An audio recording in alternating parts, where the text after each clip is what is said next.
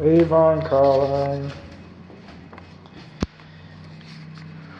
This, you might have guessed by the position of the sun, or maybe I sound a little tireder. Is that a word? Okay, but this is the last video that I plan on, unless my battery exhausts, this is the last video I plan to make today. It's going to show up earlier in the report because the videos are baked into the inspection report in the order of the report. But this is actually, I've done everything. This is the interior, and my client has seen this house being built from the ground up. My client has spent time in this house. This probably isn't the most necessary video that I'm going to do. The others are going to be more informative. We've got a musty crawl space. We've got fans. We're turning the lights off.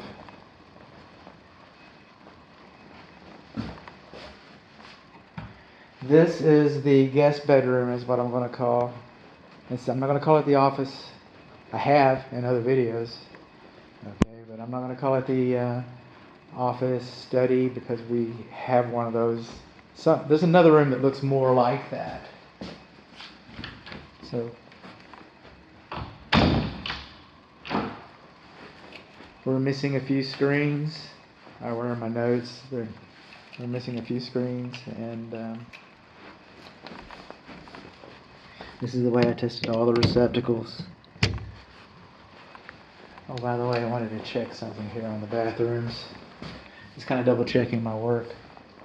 Now, all home inspectors are required to render opinions about the foundations, and we form our opinions in various methods, including wall movement, door movement, window movement, those kinds of things. And then some of us, we also measure the floor height elevation differential.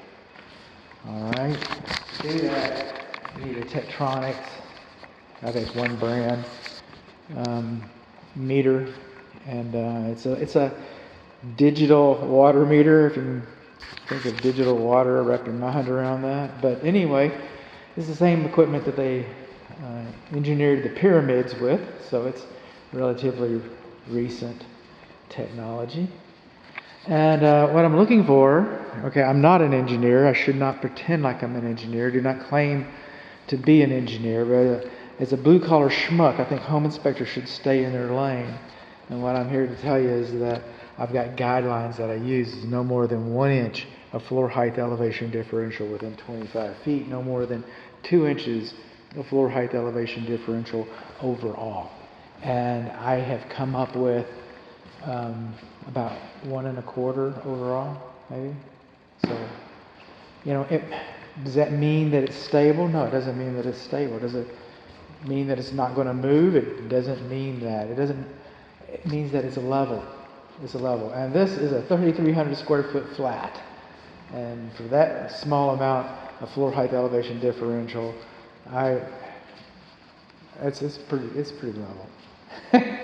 Another thing that I'm not required to do is I'm not required to check the moisture content in the floors. But I'm getting like 18% elevated floor moisture. The floor moisture over here, I think everybody can agree 18% is pretty much elevated. I didn't use the most dynamic equipment, the most expensive equipment. I just used a little consumer grade, $50 tool. I'm looking for relative. So, maybe it's not 18. Maybe it's not that accurate. But in other places, I'm getting 10%. So I'm getting 8% difference in different locations. That's relative. And that tells us that the moisture over here is elevated. Okay, another thing that I don't do is thermal imaging is beyond the scope of this inspection. But my thermal imaging cameras, both of them, are telling me that the insulation is lacking over this kitchen window and around the cupboards over here on the kitchen west wall. Refrigerator door handles are missing. Refrigerator's not working. Then we come in here and we're going to go down a ways. We're going to go to the primary bedroom. And our thermal imaging is also telling me that this is lacking. The insulation is lacking over here. We can't get in the attic over here, so we had to use a thermal camera. So that's what it's telling us. So the thermal imaging I wanted to touch base on. Measuring the foundation I wanted to touch base on. What else? Infrared, thermal imaging, that's the same thing. Floor height, elevation differentials, and moisture. So just kind of touching base on all those things.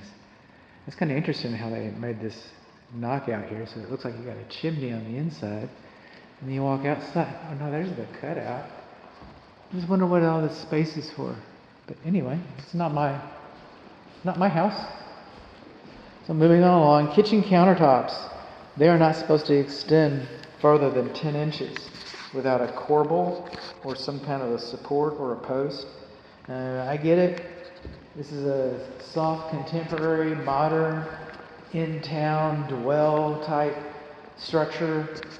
I get the lines. It wouldn't, why would you, let it look nice? I get it that it looks better. But you're supposed to, if somebody sits up here in a Super Bowl game and the corner breaks off, everybody laughs, ha ha ha. And then they need stitches, oh, it's not so funny. And then you find out how much it costs to replace the whole darn thing, and then it gets even worse.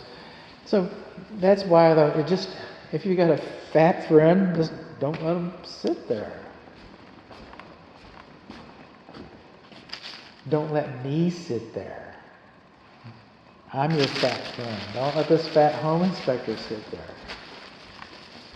I can take it. Ooh, I thought you were locked. I thought you were locked. There you go. I know you're locked. I checked all that. And then moving on along. We go here. This thermostat seems to be working okay. The heater doesn't work over there.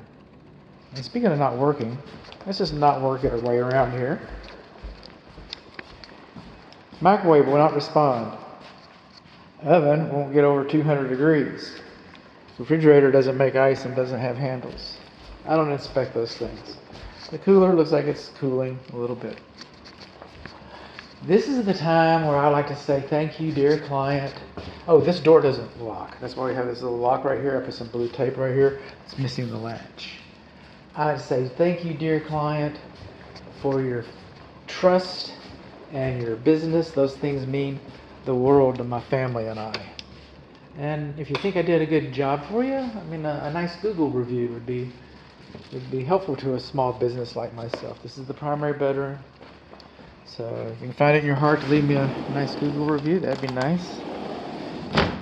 And you're not locking either. Okay, there's a thumb latch over in that window that I did not use because that sliding door works, lock. That sliding door works. This sliding door does not work. It has one of those thumb locks in it. This sliding door works. This sliding door does not work. I'm about to go put a thumb lock in it. And coming on along, we've got the alley out here. We've got 2 primary bedroom closets.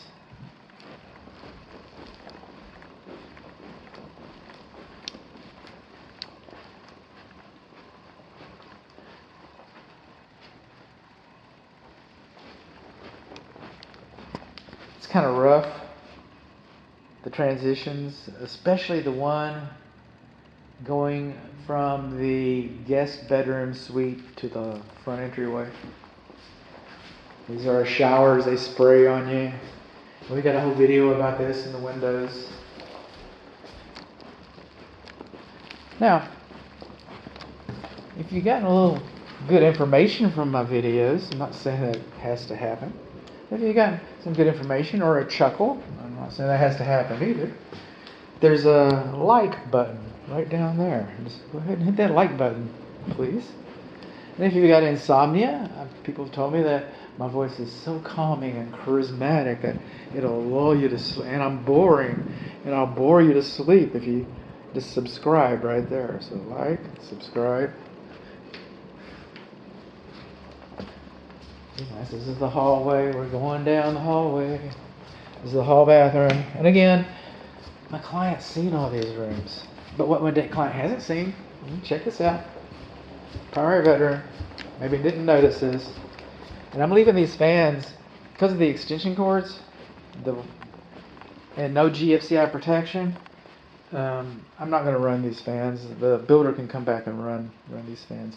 That's it. Cross space access. Okay, so we have one in the guest bedroom closet and one in the primary bedroom closet. And then we have a third one down here. Okay, that's the north bedroom. That's the hall bathroom. This is the south bedroom, I'm supposing.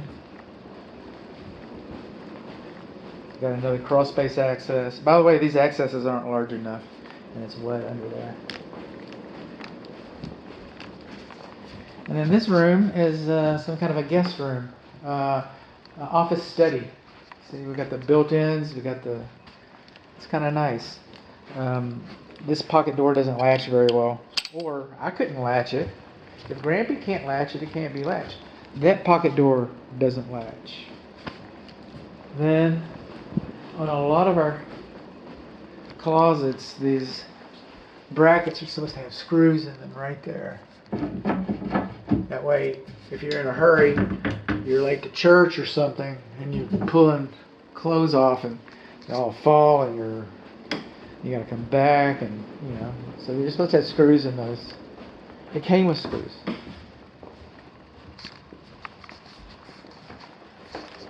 This door should be self-closing.